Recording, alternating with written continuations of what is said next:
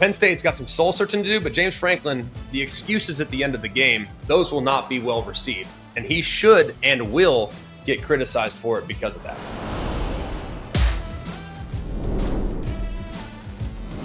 Hello and welcome in. It is our second show of the day, but we have had a little time to dive in. It's always college football. I'm your host, Greg McElroy. Upon further review is something that some other podcasts have used that have been terrific, but I think it's appropriate. I think it's very appropriate because we have some rapid fire reactions just from watching the games. And granted, I'm calling games on Saturday, so I don't get to see them all live, but I get to see the highlights and get to kind of draw some conclusions, look at the box scores, things like that. But once you dive a little deeper, man, you have a different level of understanding of how things went this past Saturday. How things went yesterday for Penn State, how it went for Texas, two teams that are right now the recipient of a ridiculous amount of criticism. Some of it's fair, some of it's completely unfair. I might explain to you why it's a little unfair, frankly, when I dive into some of the things that they dealt with yesterday. There's also a team that's on a complete mission. Actually, there's more than one. There's also some teams that are kind of distancing themselves from an elite level. I also think that I've had a couple big picture takeaways too. We'll do some conference races today. And one big picture takeaway that I've been thinking for a while now after talking to several coaches in the offseason in the first 5 weeks of the season, I actually now have some numbers to support it. So you're going to want to stick around for that. We always encourage you here on our Top 10 Takeaways show to go and subscribe to the podcast. That helps us a lot. The numbers on the podcast have been growing exponentially, in large part due to you guys. We have made this show because we're diehards of the sport, and we don't feel like anyone dives deep enough.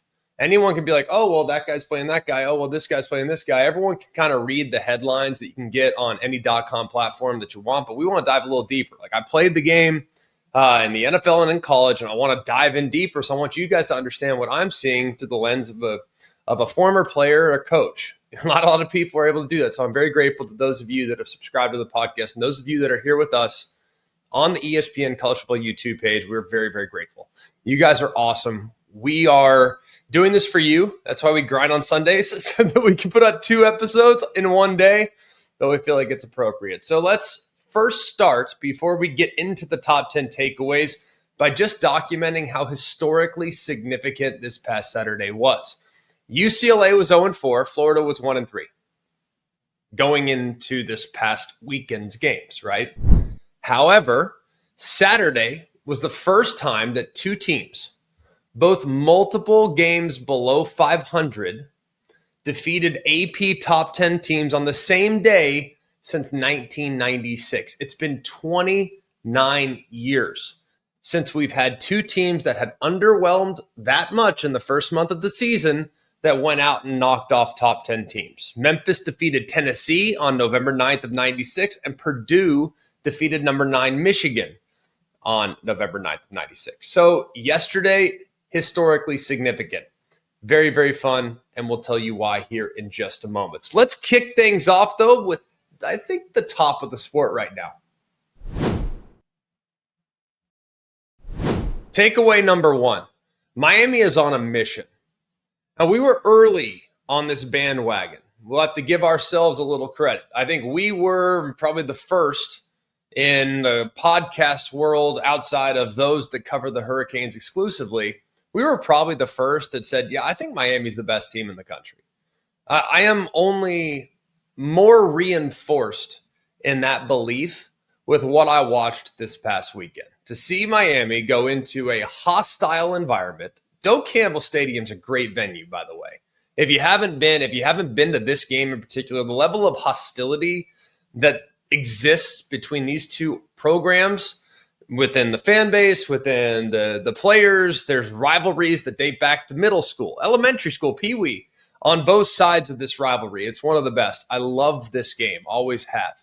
And while you'll look at the final score and it's 28-22, it's a good win on the road against a tricky team to play against in Florida State, this was a far more dominant performance than the final score might indicate. And when I watched it, it felt even worse than I originally thought. as far as the one-sidedness of the first three quarters. Most impressive in this performance were a few things. One, we'll start with the quarterback. Guys, Carson Beck is playing out of his mind right now. I mean, he really is. He is so poised.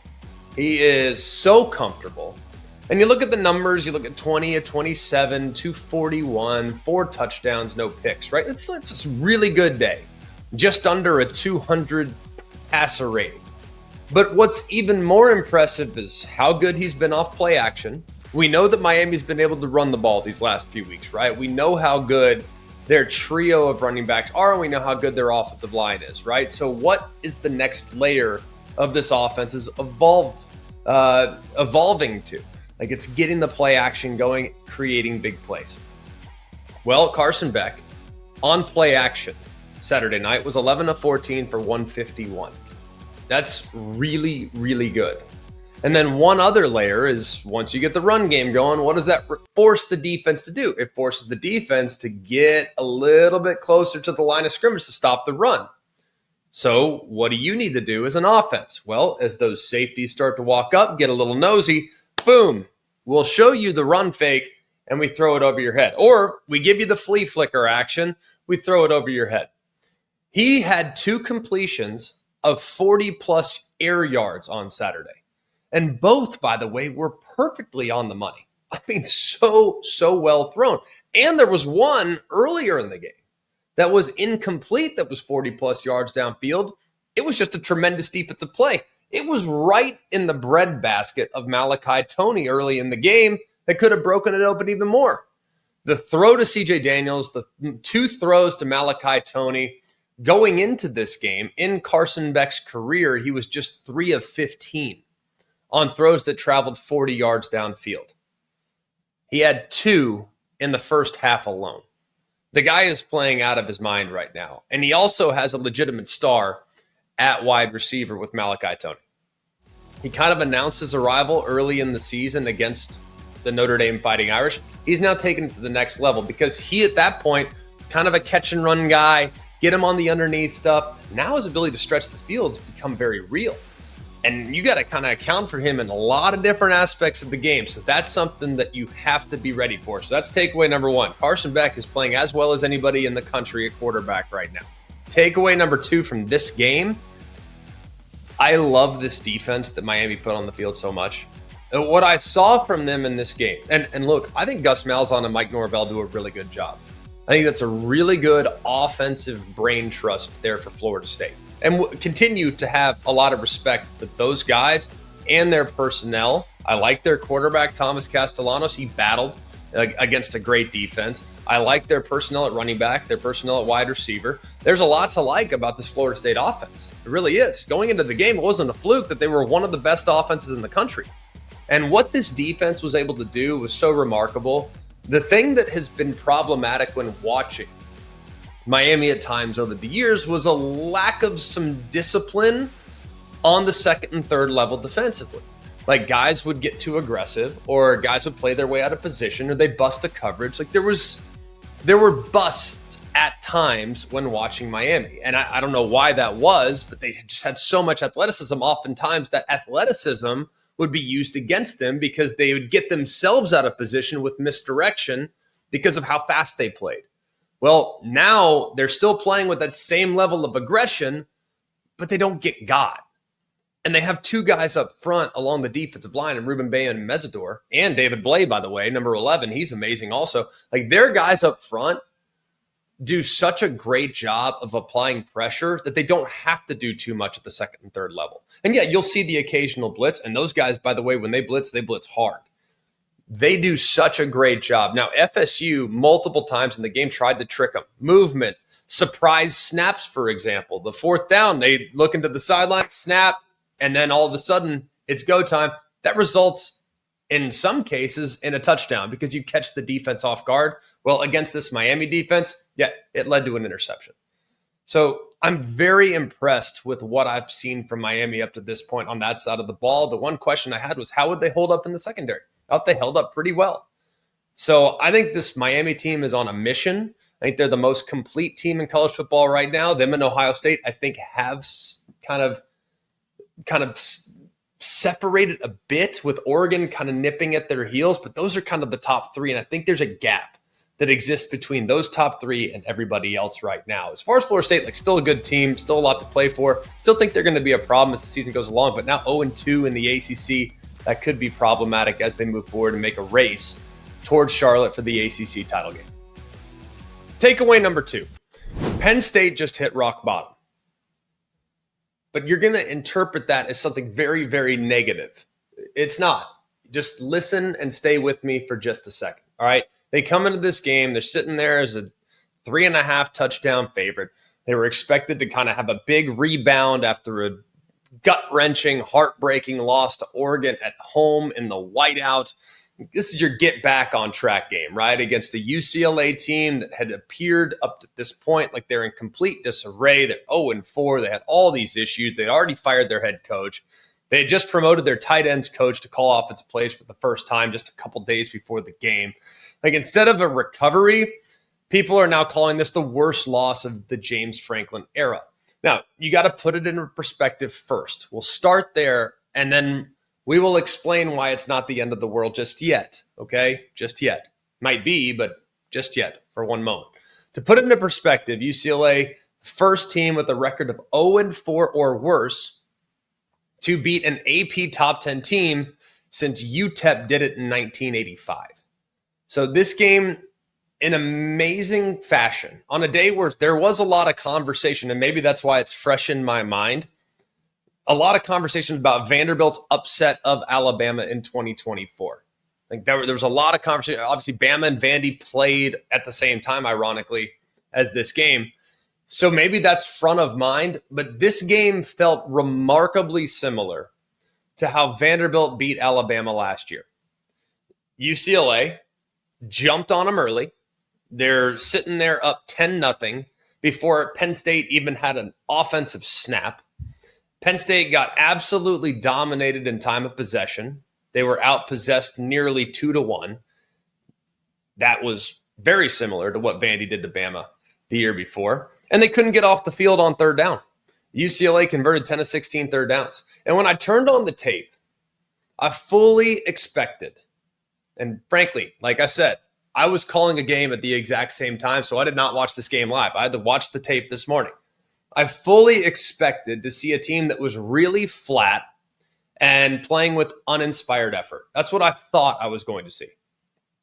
That wasn't the case. I thought, to sum up this performance, Penn State just flat out got out-coached. That's what it was. I mean, they got out-coached, and they ran into a super talented quarterback that got hot. That's pretty simple. And I think when you look at this one, it's remarkably disappointing for Penn State. It really is. And I'm not trying to spin it. I'm not trying to say that, oh, well, they still have everything in front of them. Like, this one is a killer, especially knowing you still have to go to Ohio State and some of the challenging games that you have coming up here in the future. This one's a killer. But this was not because of a lack of effort. This was not because of a lack of preparation. They just got out coached, especially on critical down and distance. And you run into a hot quarterback, and when the opposing quarterback is playing out of his mind, and Nico Iamaleava, for all the criticism that he has taken at times in his career, he played out of his mind. He did. When the quarterback goes off, there's not a lot you can do about it. You just got to flat out go toe-to-toe and try to outscore him because you're not going to stop him. Problem is they couldn't. The offense struggled. And that, I think, is the one takeaway here from this game where if it becomes a shootout, we now know for sure that Penn State can't keep up, which is problematic. And it's kind of piggybacking on what we learned last week in the game against Oregon. If it becomes a track meet and Penn State's defense doesn't have their A game, guess what? I don't think Penn State can outscore you. That's now confirmed. Another thing, too, is they struggled so much on critical downs, third down, fourth down, made a couple big mistakes. The 4th and 2 failure at the end of half gifts UCLA a field goal. You have a fumble on the second half, the first possession of the second half. UCLA also steals a possession there with the onside kick. And guess what? The game came down to the final possession. So that stolen possession and the extra 3 points created there was enormous. And by the way, that surprise onside kick, that was a stroke of brilliance. Now, when the Bruin player recovered it, The ball was recovered on the 50-yard line between the numbers and the sideline. The closest Penn State player was on the hash about 17 yards away. 17 yards away. So whether that's a lack of awareness or what, that is a pretty remarkable job by UCLA by stealing that position. Now, here's one of the issues that I was struggling with here. You have one of the best defenses in the country, coordinated by one of the best and most highest paid assistants in the sport. They got dismantled, right? And they gave up 270 on the ground. But it was the third down rushing that killed them. There were so many opportunities for Penn State to get off the field on defense. They just couldn't do it. Sitting their first drive, it's 3rd and 11. All right, you got them right where you want them. Nico dropping back, throwing it, been inconsistent in his career throwing the football. 3rd and 11, you're in a great spot. Boom, Nico takes off 22 yards, first down. Second quarter, 3rd and 10. All right, perfect. Little draw play out the left-hand side, 11-yard run, 3rd and 10, now first down. Same thing, 10 minutes left, 3rd and 15. You have them right where you want them. Well, Nico takes off around the left, cuts it back inside, gain of 20. Here's what bothers me most about kind of everything yesterday. Look, you had a bad day. Sometimes that happens. Sometimes you get got. And guess what? The guys on the other sideline, they got talent too. Their quarterback was a 5-star for a reason. So that other sideline's got some guys. You had a bad day. I did not like how James Franklin handled it after the game. I didn't. I thought his handling after the game was very disappointing. The excuses to me are not what I want to hear. Quote, they didn't handle last week's loss well. Quote, Penn State lost some players in that loss to Oregon. Quote, Penn State lost more players during practice this week. Quote, travel was an issue. Quote, the guys didn't come out with enough energy. Like, what are we doing? You don't make excuses in that situation. You say, we got outcoached because when I watched it, it wasn't for a lack of energy. Oregon wasn't on the other sideline. I don't want to hear about the travel circumstances because Oregon, by the way, had a very comparable travel situation to you last week and went to your house and won the game. You don't make excuses. You take ownership. And while at this point, the fallout from this defeat is immense, and it essentially slams the door on Penn State's national title hopes. It drops into 0-2 in the Big Ten. And for the first time since 2020, they're sitting there in a really big hole. So Penn State's got some soul searching to do, but James Franklin, the excuses at the end of the game, those will not be well received. And he should and will get criticized for it because of that. Takeaway number 3, Texas has a long way to go. Now, here was the most demoralizing thing about the performance from the Longhorns in their loss on the road at the Florida Gators. They got completely pushed around. And those things don't get fixed during the season very often. Now, the biggest thing is that this Texas offensive line, for example, and yes, a lot of new players, right, coming into this year, and it was a question mark for Texas this season. Like, we knew that they had good personnel on defense at all 3 levels. We knew they had really good personnel at wide receiver. We knew they were going to have skill. We thought Arch Manning was going to be really good. The question mark on offense was at the offensive line, and they got kind of exposed in this game. And the other thing is that this was Florida without a couple of their best players. If Florida had all hands on deck, what would it have looked like for Texas's offensive line in that situation? And Texas offensive line got absolutely manhandled this game. Here's the good news. They had chances. They just missed them. The best example, the double pass. Probably the best example of the entire game. Down 19-7, they got a guy wide open behind the defense, overthrow, right? Now, offensively, let's start there. The offensive line's performance was abysmal. You can't even begin to tell you they got pushed around. They couldn't ever really establish the run. Arch Manning was under duress from start to finish. He was getting hit over and over. Even when he was able to deliver the ball, it was still getting hit or having to move in the pocket. The offensive line, they have a lot of issues. And they got to get those things resolved quickly. Because guess what? It does not get much easier. The team that's coming up next week against the Longhorns, they can get after the quarterback as well, if not better, than the team they just played this past Saturday. So the offensive line, biggest disappointment by far of the day for the Texas Longhorns. Here's the good news. A lot of people will look at Arch Manning's performance and say, yeah, that wasn't good, or he threw 2 picks, or he did this, he did that. I got to be honest with you guys, watching it from a quarterback's perspective, he battled in this game. He played better in this game than he has at any point of the season. He actually threw the ball pretty well, especially considering how many hits he took and how he was under pressure the entire game. Yeah, he had a couple misses. Like, he had a big miss to Mosley with about 4 minutes left in the second quarter that would have made it 17-14. However, on that throw, he had to move and evade 2 would-be defenders that were about to sack him. He had about half second to be able to locate and deliver that football. So yeah, it was a miss and it could have changed the game for sure, but if he would have had a clean pocket, he probably makes that throw. On the first interception, he anticipated the throw. It was just a little bit high and the receiver never located. On the second interception, it was an incredible play by the defender. He's trying to throw a deep ball. It looked like he was going to be on target. The defender goes up, undercuts it, makes a great play. You got to tip your cap sometimes. But if you look at how he had to move in the pocket, how he released the ball, there's actually been growth made by Arch Manning. That was his best game. And while the numbers won't necessarily reflect that, if your quarterback plays like that and you can get improved play along the line of scrimmage, you're going to have a chance. The problem is they never had one because the offensive line was so abysmal. The defense, the D-line's supposed to be a strength, right? Well, they were kind of a non-factor. Now, it took them a little while. In the final 20 minutes of the game, they started to get it going a little bit, but the damage had been done at that point.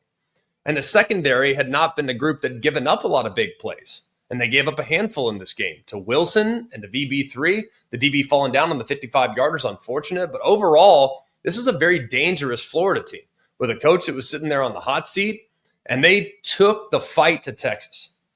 And I think right now, Texas, their season's a bit on the brink. You got the Red River rivalry coming up next week. You can get it all back if you go and take care of business in that game, but it's a must-win 1 week from now. The other angle of this is, how does this impact Ohio State? Ohio State's signature win was against Texas. Now Texas is kind of unraveling. Does that have a bit of a trickle-down effect? So Texas, they got a lot of things to iron out, and they got to get it ironed out quickly because it will not get easier from here. It will only get tougher. Takeaway number 4. Florida might be a problem down the stretch. Now, if you watch this game, this was a desperate team in need of some hope. And they were sitting there 1-3, 3-game losing streak. They looked like a team that was kind of in free fall. And their offense especially, they had been among the least productive in the country. Entering Saturday against FBS competition. Remember, remove the Long Island game in week 1. Against FBS competition, they were 0-3, and they had scored a grand total of 33 points in those 3 games. Well, against the Longhorns, they completely transformed. They go for over 450 of total offense, and they're completely dominant there in the first 3 quarters of this game. Let's start on the offense, because that to me was the thing that was concerning. Like, we knew the defense was going to be pretty good. That wasn't that surprising, even with some of the guys they lost, but the offense had been problematic. Here's the crazy thing. It could have been worse. Like, they could have scored more. They're sitting there up 10-0. They're driving. They get a big fumble. What was most impressive about this game was the way DJ Lagway played. If you take how he played there in the first 4 games and you throw it away and you were just picking things up right from where he left off at the end of 24, that was the guy we saw yesterday. He had some newfound confidence. It was by far the best performance of the season, and I think arguably the best performance of his career. Throws for nearly 300, couple touchdowns, was in complete control, and did make a decision or 2 that weren't great, but man, he looked like the guy that we thought he was going to be coming into the season. On downfield throws, on the intermediate throws, off play action, he was really impressive. Now, on the interception, he points to that, and yeah, he has had picks. That's been part of the narrative this year.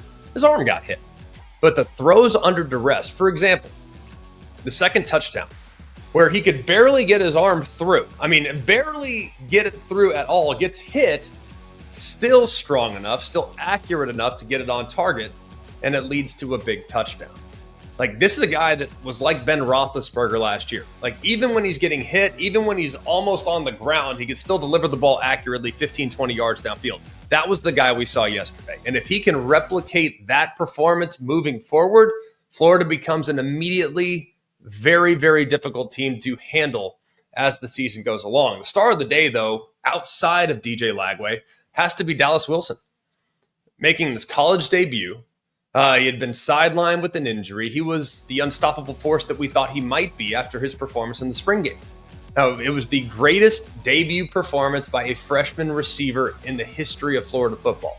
6 for 111 and a couple touchdowns. He's the first Gator with 100 receiving yards and a pair of touchdown catches in their college debut since 1969. That just goes to show you how impressive this performance was. And that 55-yarder down the right sideline showed a few things. One, this guy's a true freshman.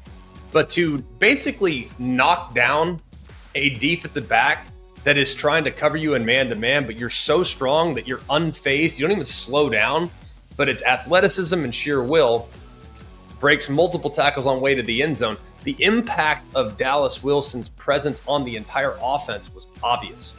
It's no coincidence that with an elite game-breaking threat on the outside, Lagway looked more comfortable, the run game was better, and this game serves as a really powerful illustration of how just the infusion of one elite playmaker can trickle down and have a huge impact on not just the run game, but the quarterback, the offensive line, and having to account for him all the time will be very difficult for defenses down the stretch.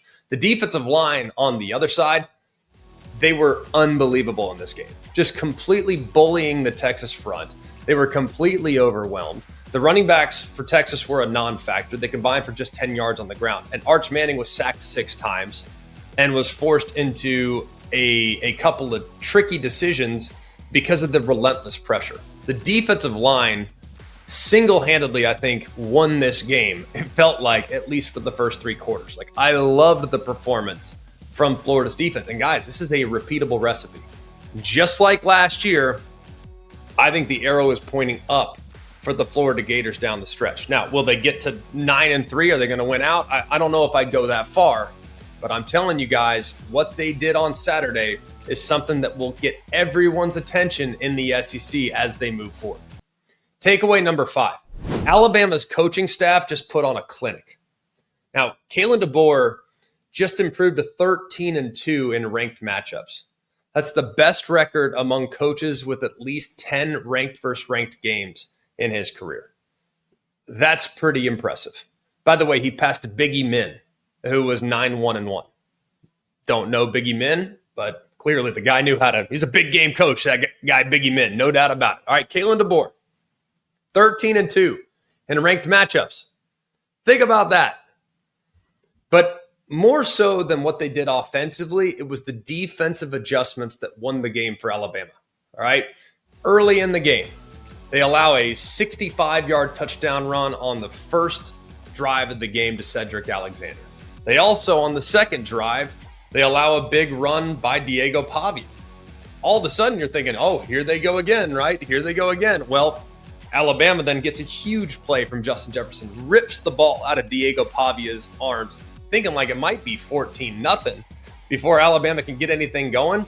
That play single-handedly altered what was going to happen from that point forward in the game. And the big problem for Alabama these first 2 weeks of the season has been their defensive backs and plugging in run support. Now, if you think about a defense as a unit where there's holes all over the place.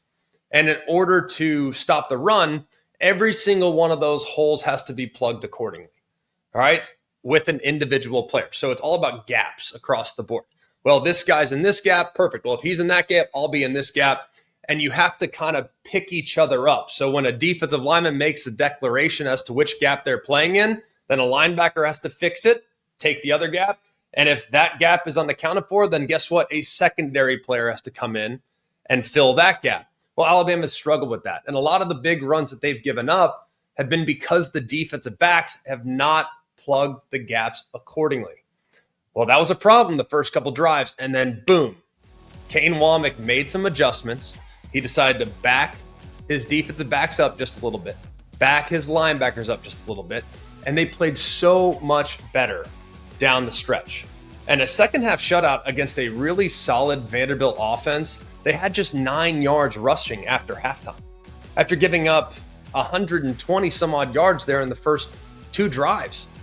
It was remarkably well done by Kane Womack and his staff. And this Alabama defense, they've always, over the last 2 years, they always seemingly step up and make a critical turnover when they absolutely have to have it. That happened in this game, not once, but twice. 2 red zone turnovers forced really swung momentum towards the Alabama Crimson Tide. And then their quarterback, Ty Simpson, guys, at the heart of their resurgence after the disappointment of week 1 has been the play of their quarterback.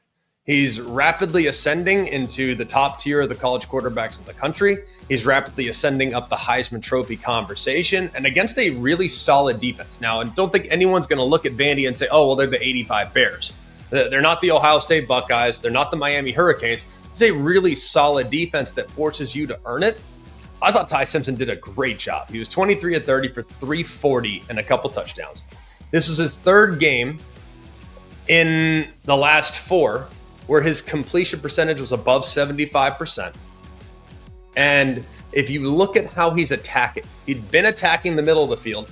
Now he's attacking the outside parts of the field as well. I think big picture for Alabama, this was a coaching clinic.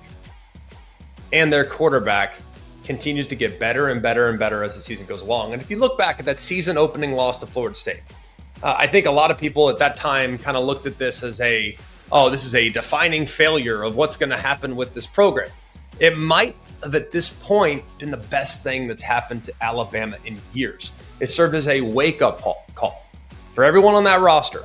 It had more of a galvanizing effect than it did an effect in which the guys get timid or they go into their shell.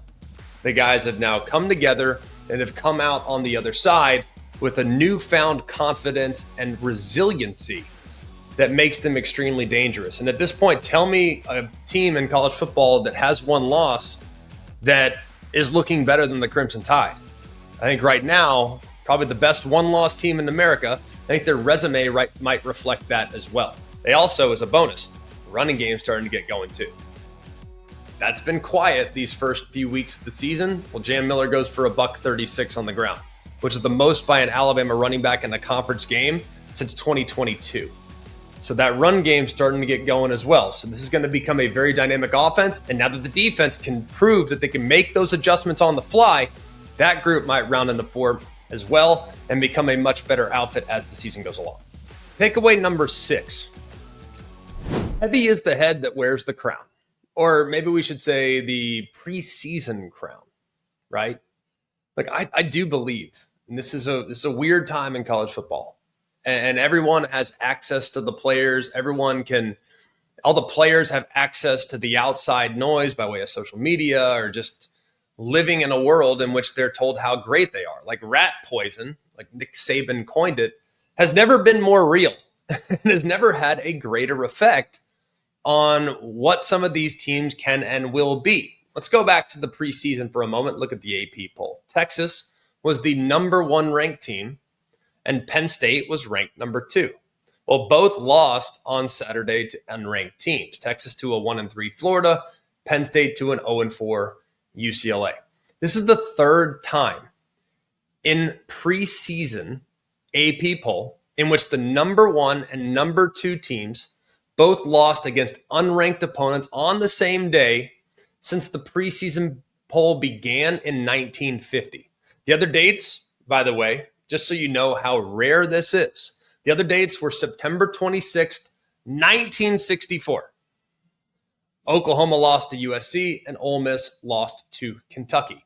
The other time it happened was December 2nd of 1950.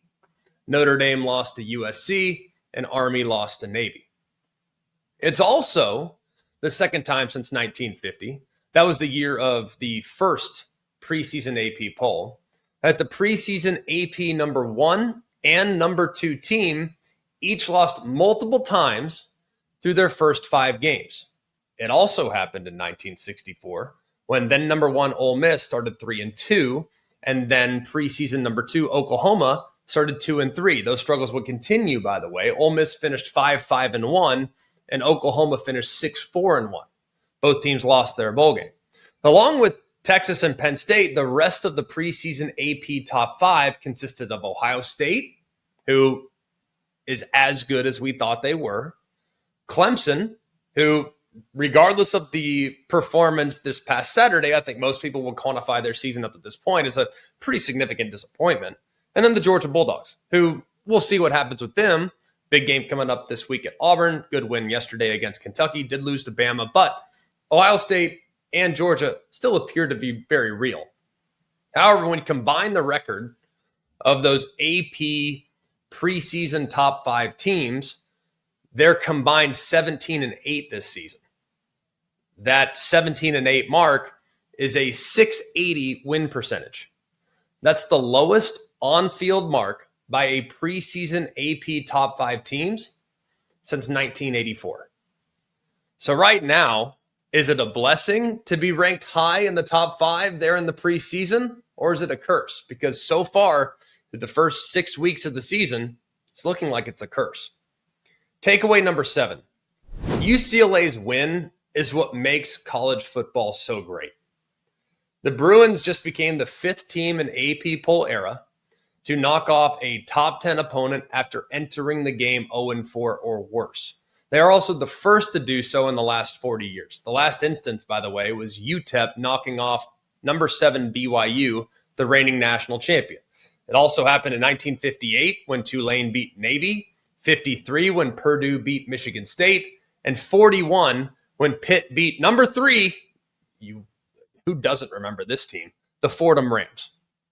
That's right, big win for Pitt back in 41. All right, look, at the center of it all, by the way, was Nico Iamaleava.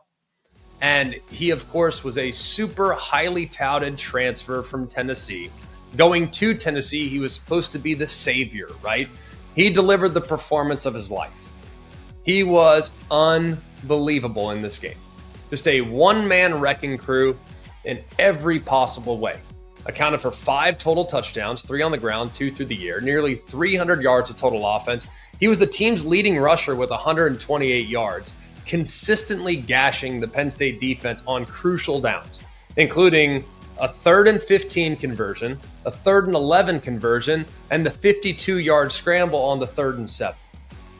Nico Iamaleava is our dude of the week. Congratulations to him, because he had a lot of critics, and rightfully so. But on arguably the biggest stage for him this season, he delivers in a resounding way. And it was a tremendous performance from start to finish. He deserves a lot of credit for that. But to make this performance even more remarkable is the guy calling the plays for Iamaleava, Jerry Neuheisel, who was the team's tight end coach. And all of a sudden, on Tuesday, they decide, hey, you're going to be the offensive coordinator. We'll just thrust you up there. You never called plays before, Jerry, but go get it, man. We got a lot of, don't worry, it's just Penn State. They're just a top 10 defense. Don't worry about it. You'll be fine. You got 2 days to install the plan, 2 days to get comfortable doing it. All of a sudden, Neuheisel puts together an attack that's aggressive, it's creative, executed with precision. They scored on their first 5 possessions.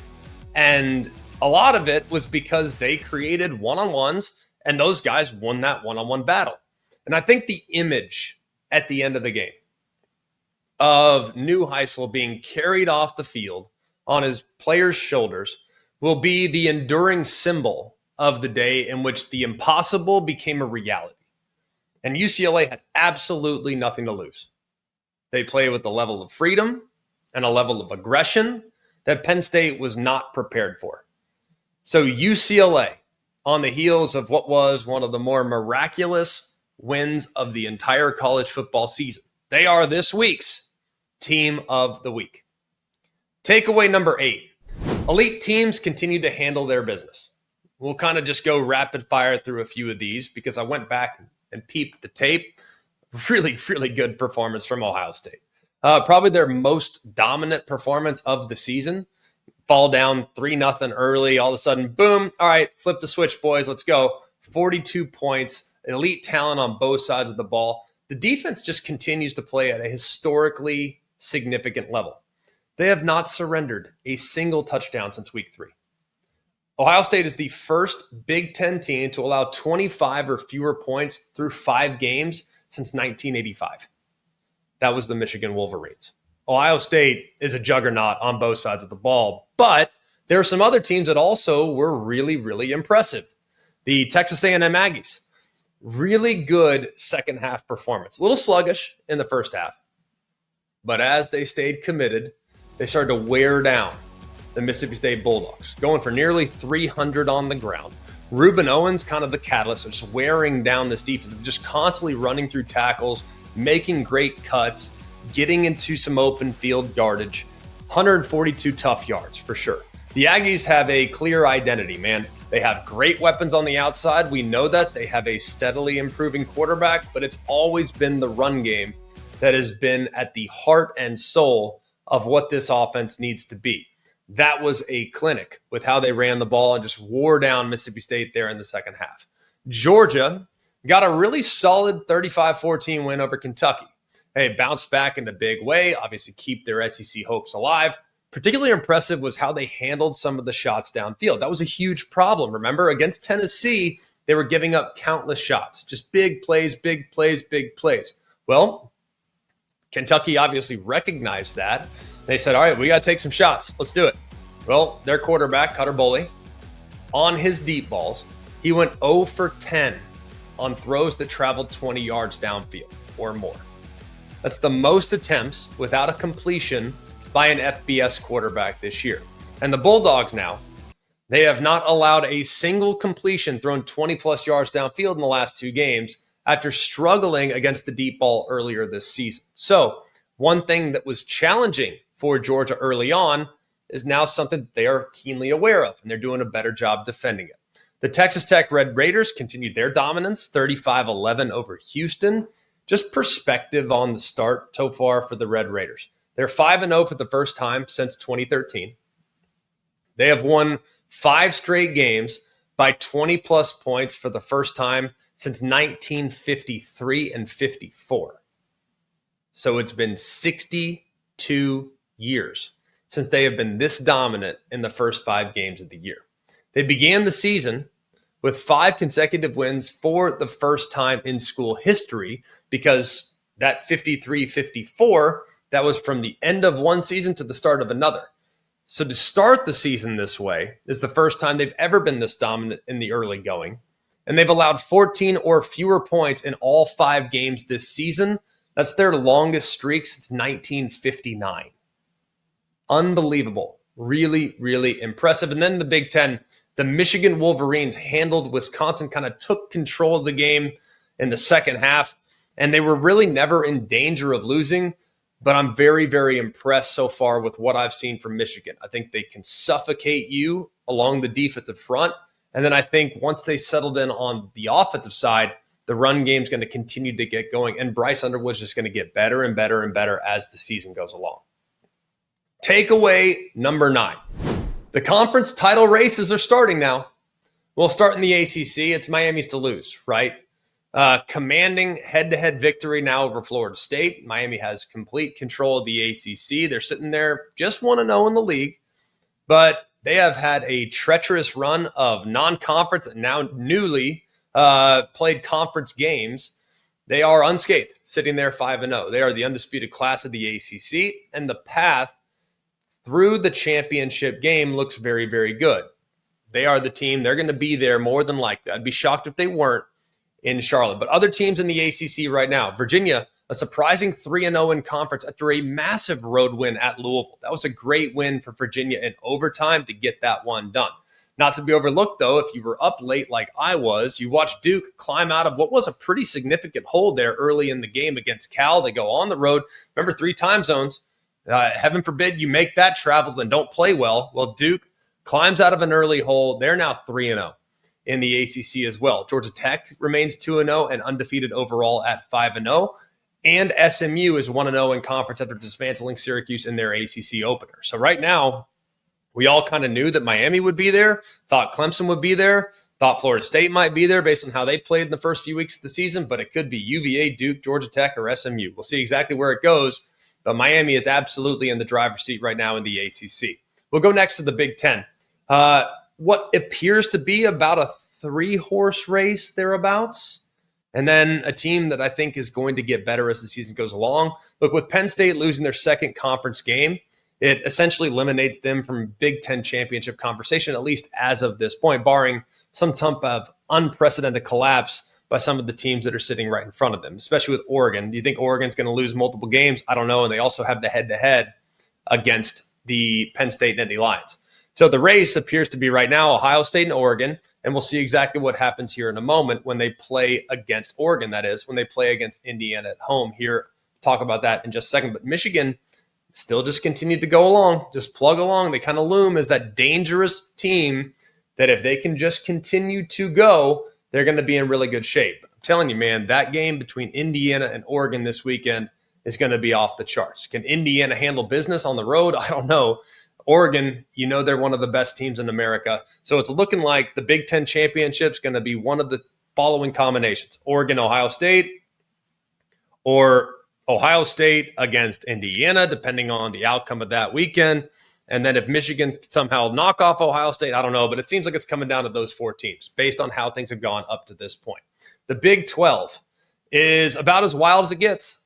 It has descended further into what I would call a delightful chaos. The upset by Cincinnati over Iowa State, who was at the time ranked number 14, has thrown another legitimate contender into what might be, I don't want to say no man's land, but Iowa State has some work to do. But since he's sitting there 2-0 in the Big 12, that opens a legitimate path to the championship game in Arlington for a bunch of teams. I remain most impressed with what I've seen from Texas Tech. I think they're absolutely the team to beat in the Big 12. I think they'll be in Arlington, barring something completely unforeseen. But BYU and Arizona State are both undefeated. Arizona State holds the head-to-head against TCU as well. So BYU, Arizona State, a couple other teams that might find their way, with Cincinnati also undefeated in the league. That race is narrowing just a little bit as well. And then finally in the SEC, Alabama's win over Vanderbilt comes 1 week after they knock off Georgia, kind of reestablished the Crimson Tide as one of the teams to beat in the SEC. They're now 2-0. Big road trip to Columbia, Missouri this week with a play against the 1-0 Missouri Tigers. That might be Alabama's toughest road test remaining. If they can get that one and take care of business at home, they'll likely be in Atlanta. Oklahoma's 1-0, but the loss of John Mateer will reveal a lot this week when they take on what should be a very angry Texas football team. And what I saw yesterday from Oklahoma's offense in Mateer's absence, they need to improve their passing attack if they are going to get to the SEC title game, especially knowing what's coming up on their schedule in the weeks to come. A&M's 2-0. They get a resurgent Florida team that comes to town this upcoming week. But A&M still has to go to Arkansas, to LSU, to Missouri, and to Texas. And there's one team right now who's currently 3-0 in the SEC. That's Ole Miss. And if you look at Ole Miss, they are in a great spot to get to their first ever SEC championship game. Yes, they have to go to Georgia in 2 weeks. That'll be a very difficult game. They also go to Oklahoma on October 25th. Will John Mateer be back by then? If he's not, I would lean very much in favor of Ole Miss. You got South Carolina at home. You also have Florida at home. And Florida, of course, they're a team that might be challenging here as the season goes along.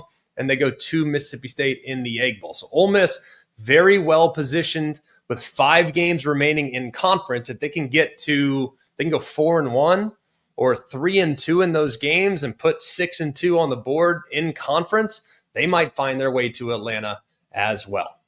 Takeaway number 10. I've been waiting for a while to kind of draw this conclusion because I've had it, but I didn't have the numbers to necessarily back it up. All right, takeaway number 10. It's really hard to win on the road.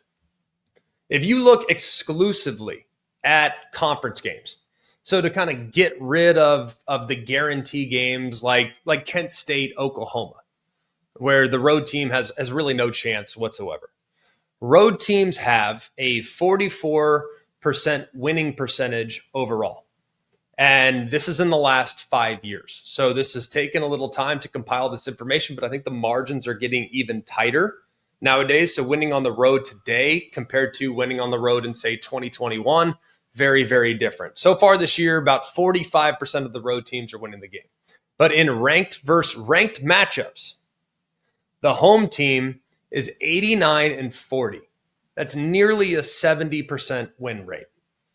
Unranked teams at home, by the way, so teams that are unranked that are at home are more than 50% more likely to pull an upset over a ranked opponent at home versus on the road.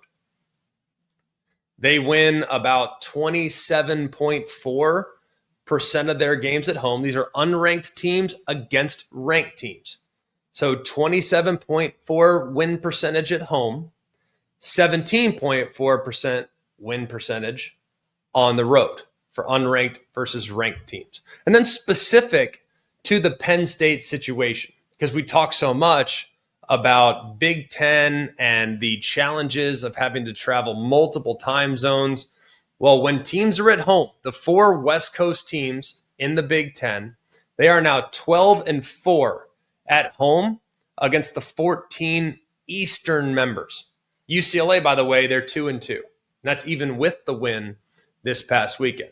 The others at home are 10-2. One of those 2 losses was Washington to Ohio State last weekend. So it is remarkably difficult to win on the road, now more than ever. So if you're looking at your schedule and you're looking at conference races, and this, by the way, comes from having had conversations with head coaches and those that are in the athletic departments, they openly acknowledge, hey, we're probably not going to get a couple of these games on the road. We got to steal 1 or 2 on the road. Most teams are playing between 4 and 5 games on the road a year.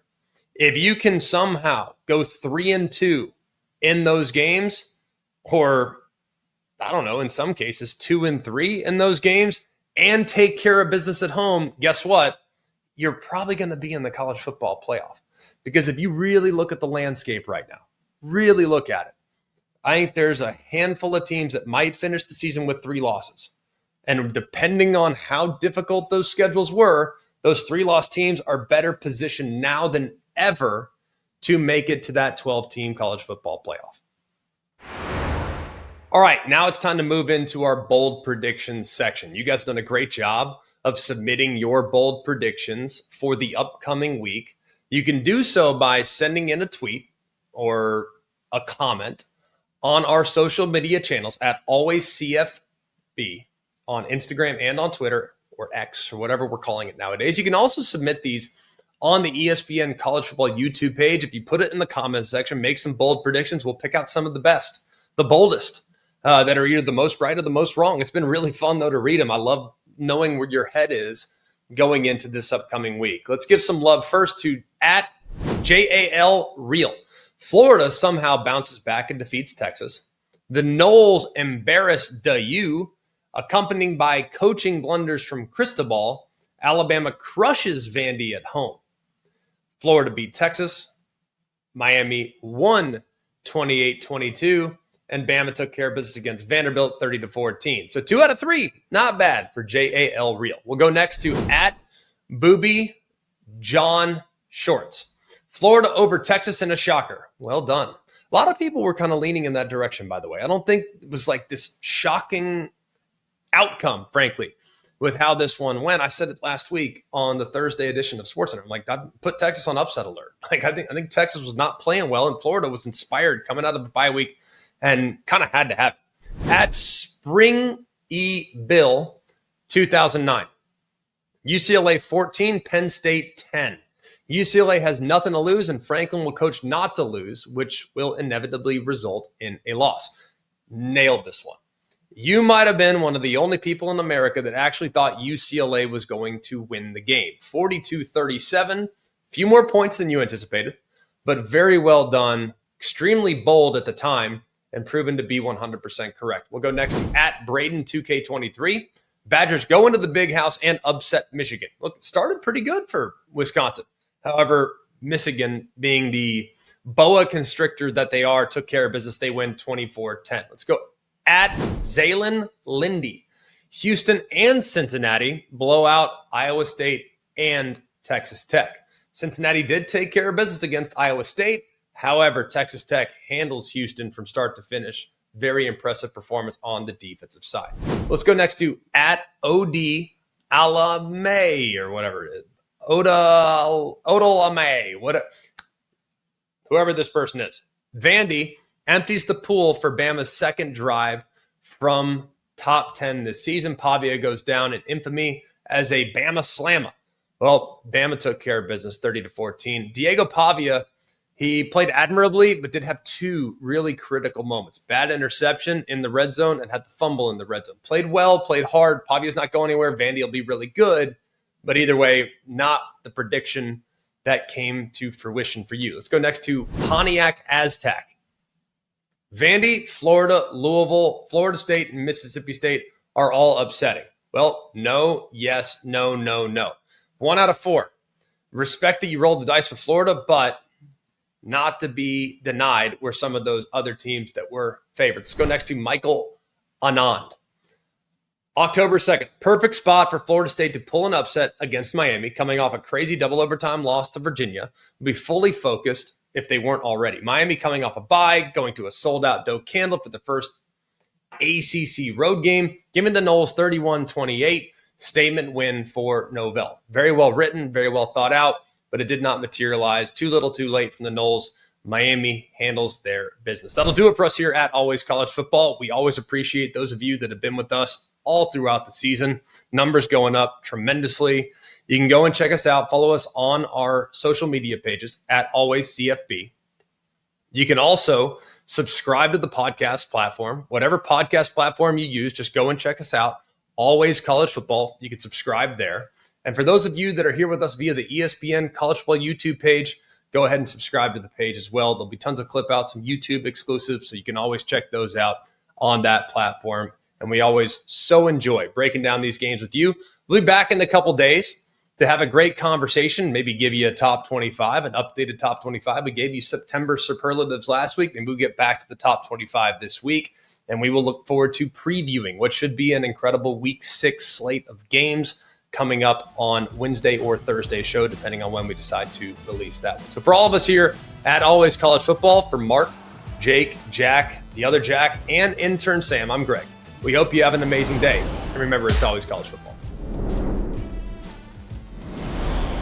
Hey guys, it's Greg McElroy. Thanks for watching Always College Football. Make sure you like, rate, and subscribe to ESPN's YouTube channel and wherever you listen to your podcasts.